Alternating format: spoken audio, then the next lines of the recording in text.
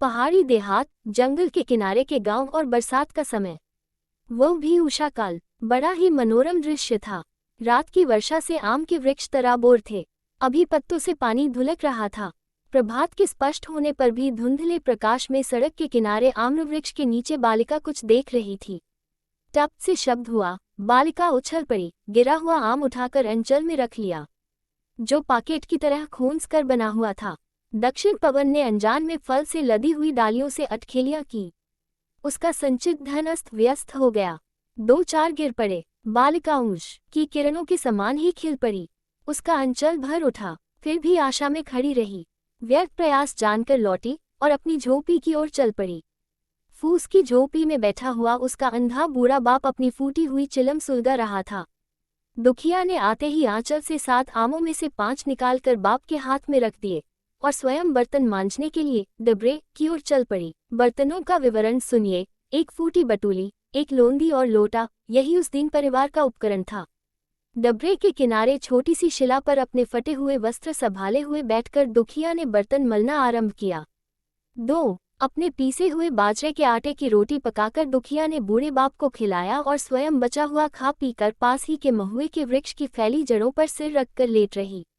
कुछ गुनगुनाने लगी। दोपहरी ढल गई। अब दुखिया उठी और खुरपी जाला लेकर घास छीलने चली। जमींदार के घोड़े के लिए घास वो रोज दे आती थी। कठिन परिश्रम से उसने अपने काम भर घास कर लिया, फिर उसे डबरे में रखकर धोने लगी। सूर्य की सुनहली किरणें बरसाती आकाश पर नवीन चित्रकार की तरह कई प्रकार के रंग लगाना सीखने लगी। अमराई और ताड़ वृक्षों की छाया उस शाद्वल जल में पड़कर प्राकृतिक चित्र का सृजन करने लगी। दुखिया को विलंब हुआ, किंतु अभी उसकी घास धो नहीं गई। उसे जैसे इसकी कुछ परवाह न थी। इसी समय घोड़े की टापों के शब्द ने उसकी एकाग्रता को भंग किया।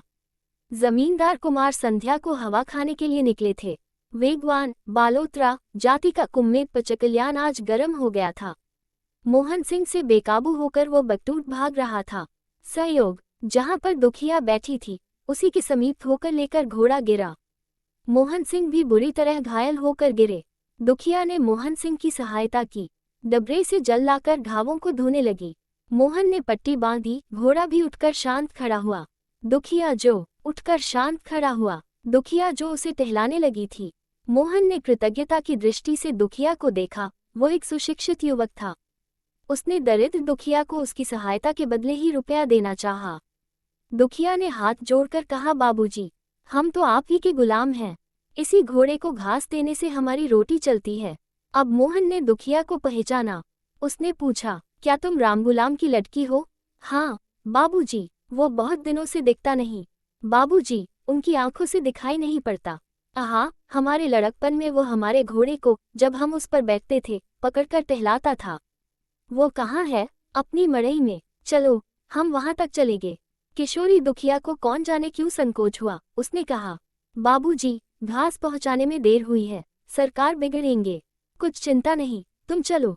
लाचार होकर दुखिया घास का बोझा सिर पर रखे हुए झोपड़ी की ओर चल पड़ी।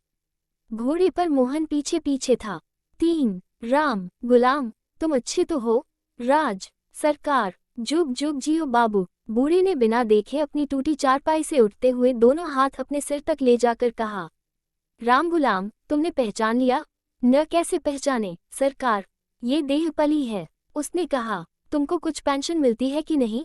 आप ही का दिया खाते हैं बाबूजी। अभी लड़की हमारी जगह पर घास देती है। भावुक नवयुवक ने फिर प्रश्न किया, क्यों राम गुलाम, जब इसका विवाह हो जाएगा तब कौन घास देगा? राम गुलाम के आनंदाश्रु दुख की नदी होकर बहने लगे। बड़े कष्ट से उसने कहा, क्या हम सदा जीते रहेंगे? अब मोहन से नहीं रहा गया। वही 2 रुपये उस बुढ़े को देकर चलते बने। जाते जाते कहा, फिर कभी। दुखिया को भी घास लेकर वहीं जाना था।